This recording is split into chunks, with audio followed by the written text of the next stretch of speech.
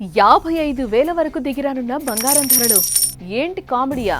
92,000 ఉన్న బంగారం ధర ఒకటి కాదు రెండు కాదు ఏకంగా 55,000కి పడిపోవడమా?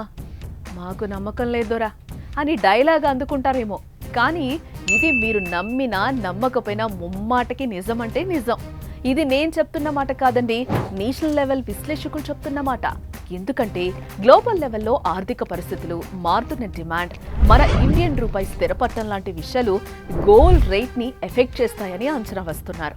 ఇప్పుడు బంగారం ధర 90,000 పైననే ఉంది. కాబట్టి ఇలాంటి గోల్డెన్ ఆపర్చునిటీ మళ్ళీ రాదు.